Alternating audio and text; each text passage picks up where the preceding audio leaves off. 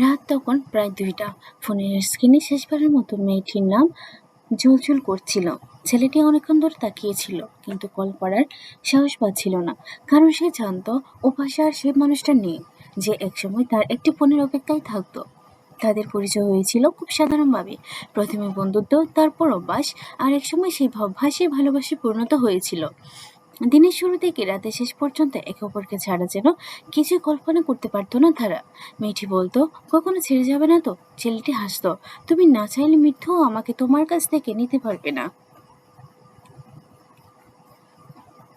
কিন্তু মানুষ অনেক কিছু চাইলেও ভাগ্য সবসময় তা হতে দেয় না। একদিন মেয়েটির পরিবার তার বিয়ে ঠিক করে ফেললো।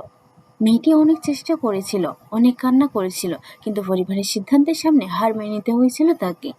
সেদিন রাতে মেয়েটি ছেলেটিকে শেষবার মতো ফোন করেছিল। কাঁদতে কাঁদতে বলেছিল, আমাকে ক্ষমা করে দিও, আমি তোমাকে ঠকাইনি, শুধু তোমাকে পেতে পারলাম না।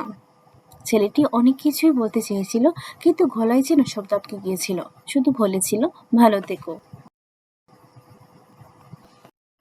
ফোনটা কেটে যাওয়ার পর দুজনেই অনেক কেঁদেছিল, কিন্তু সে কান্নার শব্দ কেউ শুনতে পায়নি। কয়েক মাস পরে মেয়েটি বিয়ে হয়ে গেল।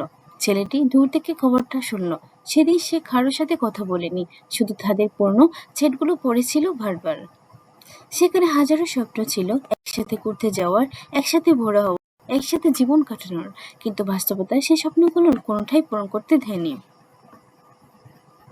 বছর কেটে গেল। একদিন বৃষ্টি বেছে বিকেলে ছেলেটি একটি বইয়ের দোকানে মেয়েটিকে দেখল। তার পাশে ছিল ছোট্ট একটি শিশু। দুজনের চোখ এক মুহূর্তের জন্য মিলল। হাজারো কথা জমেছিল, কিন্তু কেউ কিছু বলল না।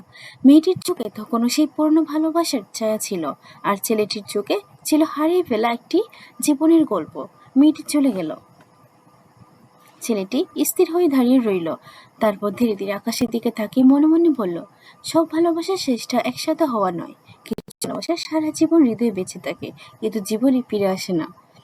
সেদিন বৃষ্টির পানি আর তার চোখের পানি এক হয়ে গিয়েছিল, আর একটি অসমাপ্ত ভালোবাসার গল্প নীরবে হারিয়ে গিয়েছিল সময়ের ভিড়ে।